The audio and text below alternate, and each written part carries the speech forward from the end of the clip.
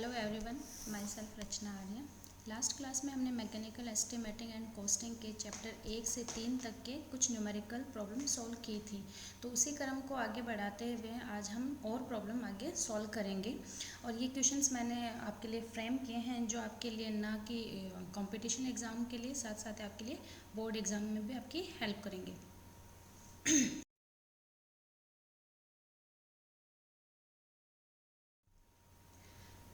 तो जैसे हमें फर्स्ट क्वेश्चन दे रखा है, यदि प्रत्यक्ष पदार्थ लागत इक्वल्स टू 2500 रुपये, प्रत्यक्ष श्रम लागत 4000 रुपीज़ और फैक्ट्री ऊपरी व्यय 3500 रुपये हैं तो प्राथमिक लागत होगी। If direct material cost is ₹2500, direct labour cost equals to ₹4000 and factory overhead is ₹3500, then prime cost will be। तो हमें न्यूमेरिकल में क्या दे रखा है, डायरेक्ट मटेरियल कॉस्ट, वो हमें दे रखी है 2500 रुपये। फिर हमें दे रखा है डायरेक्ट लेबर कॉस्ट। तो हम जानते हैं कि जो हमारी प्राइम कॉस्ट होती है वो direct material cost, direct labour cost और डायरेक्ट एक्सपेंसेस का सम होता है। तो यहाँ पे हमें डायरेक्ट मटेरियल कॉस्ट और डायरेक्ट लेबर कॉस्ट दे रखी है, तो हमारी प्राइम कॉस्ट हो जाएगी 6500 रुपये। तो हमारा आंसर क्या हो जाएगा, ए। अब नेक्स्ट क्वेश्चन है कि यदि प्रत्यक्ष पदार्थ लागत 2500 रुपये है, प्रत्यक्ष श्रम लागत 4000 रुपीज़ है और फैक्ट्री ऊपरी व्यय 3500 रुपये है तो फैक्ट्री लागत होगी। यानी if direct material cost is ₹2500, direct labour cost equals to ₹4000 and factory overhead is ₹3500, then factory cost will be. तो हम जानते हैं कि जो हमारी फैक्ट्री कॉस्ट होती है वो हमारी होती है प्राइम कॉस्ट और फैक्ट्री ओवरहेड का सम होता है। तो हमने जैसे ऊपर वाले क्वेश्चन में हमने प्राइम कॉस्ट तो निकाली थी, वो हमारे आ गए थे 6500 रुपये और हमें फैक्ट्री ओवरहेड दे रखा है 3500 रुपये। तो हमारी फैक्ट्री कॉस्ट क्या हो जाएगी, प्राइम कॉस्ट और फैक्ट्री ओवरहेड का सम। यानी अगर हम 6500 में 3500 रुपये जोड़ देंगे तो हमें हमारी फैक्ट्री कॉस्ट मिल जाएगी, वो हमारी हो जाएगी 10,000 रुपये। तो हमारा आंसर हो जाएगा डी। अब नेक्स्ट प्रॉब्लम है कि यदि प्रत्यक्ष पदार्थ लागत 2500 रुपये है, प्रत्यक्ष श्रम लागत 4000 रुपीज़ है और फैक्ट्री ऊपरी व्यय 3500 रुपीज़ है और प्रशासनिक व्यय फैक्ट्री लागत का 40% है तो कार्यालय लागत होगी।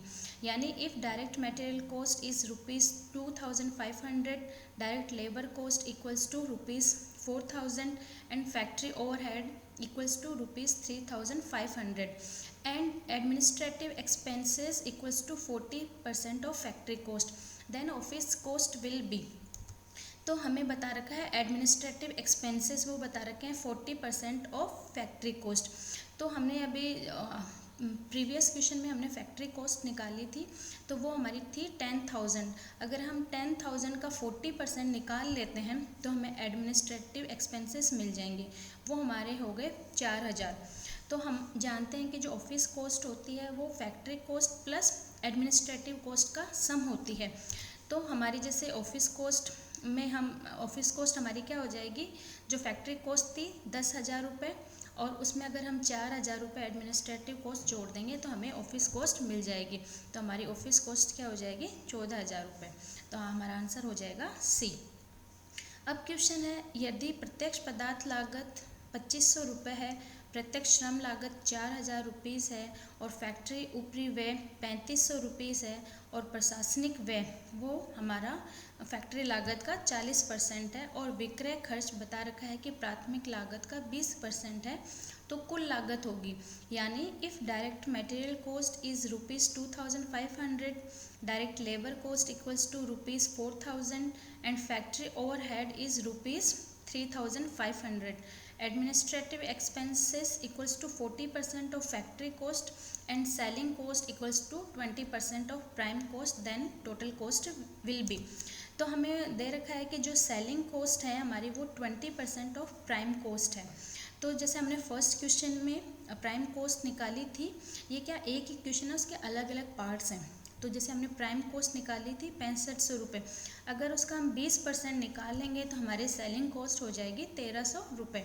और अब हम जानते हैं कि जो हमारी टोटल कॉस्ट होती है वो होती है office cost plus selling cost. तो जो हमारी टोटल कॉस्ट अब क्या हो जाएगी, ऑफिस कॉस्ट हमने प्रीवियस क्वेश्चन में निकाली थी 14,000।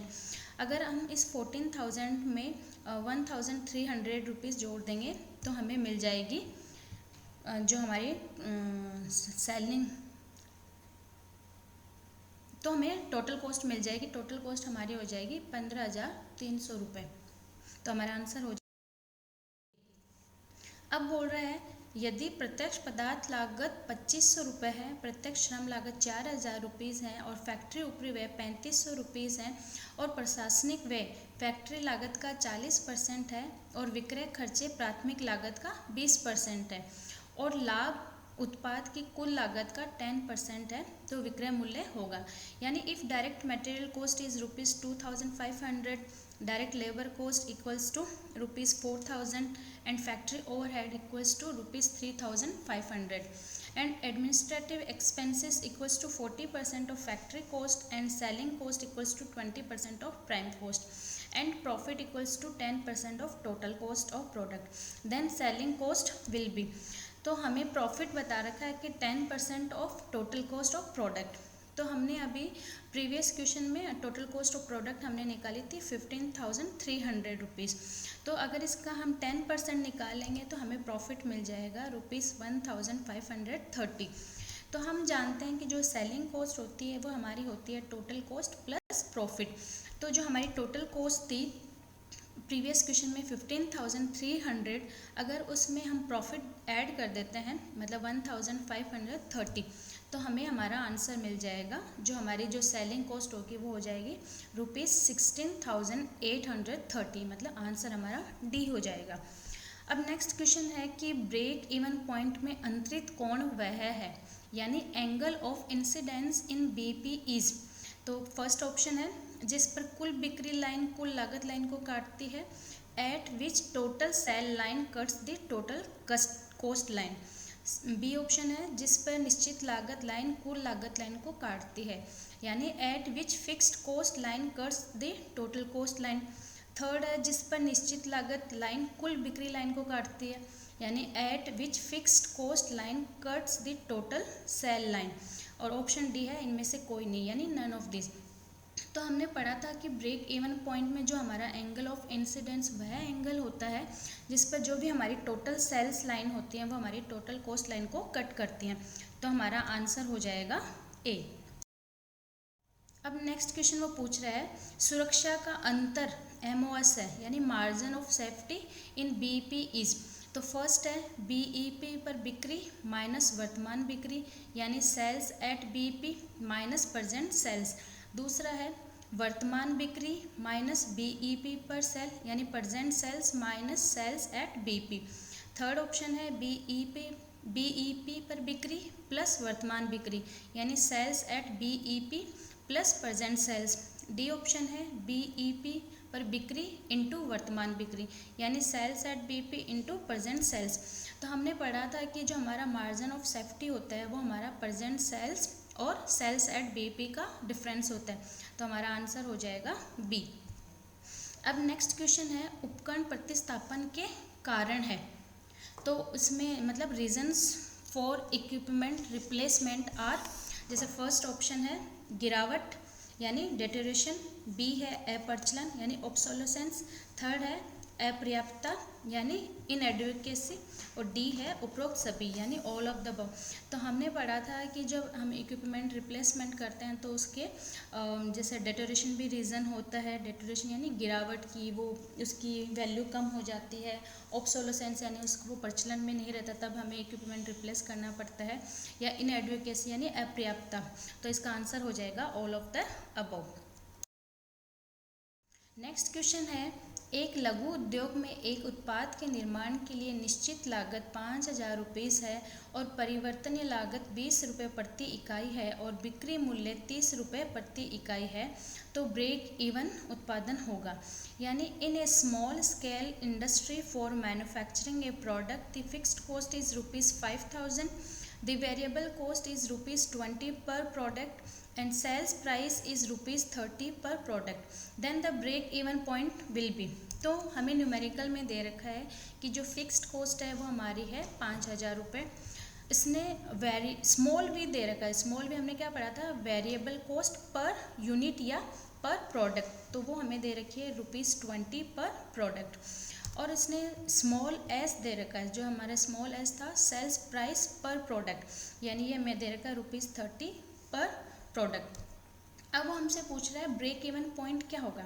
तो हमारा ब्रेक इवन पॉइंट का फॉर्मूला होता है एफ यानी fixed cost divide by S minus V, यानी क्या हो जाएगा, जब हम इसमें वैल्यू पुट कर देंगे, एफ हमने रख दिया 5,000 रुपये डिवाइड बाय एस की जगह 30 रख दिया, वी की जगह 20, तो 5,000 में अगर हम 10 का डिवाइड करेंगे तो हमें आंसर मिलेगा 500, तो हमारा आंसर हो जाएगा बी।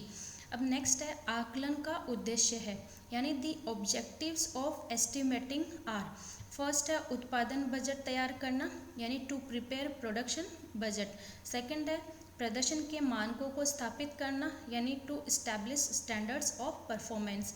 थर्ड है मानक लागत निर्धारित करना, यानी to determine the standard cost. और डी ऑप्शन है उपरोक्त सभी, ऑल ऑफ द अबव। तो हमने पढ़ा था कि जो हमारा एस्टिमेटिंग करते हैं तो वो इसीलिए करते हैं कि हम प्रोडक्शन बजट को भी तैयार कर सकें, जो हमारा स्टैंडर्ड है उसको परफॉर्म कर सकें या उसकी स्टैंडर्ड कॉस्ट को डिटरमाइन कर सकें। तो हमारा आंसर हो जाएगा ऑल ऑफ द अबव, तो हमारा आंसर हो गया। अब नेक्स्ट क्वेश्चन है लागत का उद्देश्य है, यानी the aim of costing is first प्रत्येक लेख की लागत का निर्धारण करना, to determine the cost of each article. Second बर्बादी का पता लगाने के लिए जानकारी की आपूर्ति करना, तो यानी to supply information for detection of wastage. Third है यह निर्माता की कुल लागत को कम करने में मदद करता है, it helps in reducing the total cost of manufacturer. And D option उपरोक्त सभी, यानी ऑल ऑफ द अबव। तो हमने जाना था कि कॉस्टिंग क्या होती है, हमारी कॉस्टिंग जो भी होती है वो एक्चुअल कॉस्ट होती है, यानी हमारे पास रिजल्ट सेम होते हैं। तो अगर हमने पहले एस्टिमेटिंग कर लेंगे तो हम क्या कर सकते हैं, टोटल कॉस्ट को भी कम कर सकते हैं, और हर कॉस्ट जो हमारा एवरी आर्टिकल है, ईच एंड एवरी आर्टिकल की कॉस्ट को भी डिटरमाइन कर सकते हैं। अगर हमारे पास सारी इन्फॉर्मेशन रहेगी तो हम वेस्टेज होने से भी बच सकते हैं। तो आंसर हो जाएगा हमारा ऑल ऑफ द अबव, यानी डी ऑप्शन। अब है नेक्स्ट क्वेश्चन, अप्रत्यक्ष सामग्री के उदाहरण है, यानी examples of indirect materials are. First कर्तन द्रव्य यानी कटिंग फ्लूइड, शीतलक यानी कूलेंट, स्नेहक यानी लुब्रिकेंट, और डी उपरोक्त सभी, ऑल ऑफ द अबव। तो हमने पढ़ा था कि इनडायरेक्ट मटेरियल क्या होते हैं, हमारी वो मटेरियल होते हैं जो प्रत्यक्ष रूप से किसी भी रोल प्ले नहीं करते, बट वो इनडायरेक्टली रोल प्ले करते हैं। तो हमें जैसे कटिंग फ्लूइड, कूलेंट और लुब्रिकेशन, ये सब हमारे क्या होते हैं, इनडायरेक्ट मटेरियल्स के एग्जांपल्स होते हैं। तो आंसर हो जाएगा ऑल ऑफ द अबव, यानी। नेक्स्ट क्वेश्चन है एक उत्पादन का निर्माण शुरू करने से पहले ही संभावित लागत निर्धारित करने की प्रक्रिया को कहा जाता है, यानी the process of determining the probable cost of A product before the manufacturing is started is called. First है आकलन लागत, यानी एस्टिमेटिंग कॉस्ट। बी है वास्तविक लागत, यानी एक्चुअल कॉस्ट। सी है श्रम लागत, यानी लेबर कॉस्ट। डी है पदार्थ लागत, यानी मटेरियल कॉस्ट। तो हम जानते हैं कि मटेरियल कॉस्ट तो हमारी वह कॉस्ट होती है जो किसी मटेरियल के रिगार्डिंग लगती है। लेबर कॉस्ट हमारी श्रम लागत वह लागत होती है जो हम किसी लेबर को दे रहे हैं, लेबर के रिगार्डिंग जो भी कॉस्ट होती है। सी नेक्स्ट है एक्चुअल कॉस्ट। एक्चुअल कॉस्ट हमारी वह कॉस्ट होती है, यानी वास्तविक लागत, जो मतलब हमारा प्रोडक्ट बनने के बाद जो हमारे रिजल्ट्स आते हैं या हमने जितना एक्सपेंडिचर कर दिया है वो हमारी एक्चुअल कॉस्ट होती है। अब क्वेश्चन में पूछा the process of determining the probable cost. Probable cost यानी संभावित लागत। तो हम जानते हैं कि एस्टिमेटिंग कॉस्ट होती है, एस्टिमेटिंग वह कॉस्ट होती है, यानी इसको आकलन लागत, और ये हमारी वह कॉस्ट होती है जो जब हम किसी भी प्रोडक्ट को तैयार करने से पहले एस्टिमेट करते हैं। तो इसका आंसर हो जाएगा एस्टिमेटिंग कॉस्ट, यानी आंसर हमारा ए। आज के लिए इतना ही। अभी तक हमने चैप्टर 1 से 3 तक के लगभग सारे न्यूमेरिकल या ऑब्जेक्टिव जो भी क्वेश्चंस हैं वो कवर कर लिए हैं। Thank you so much.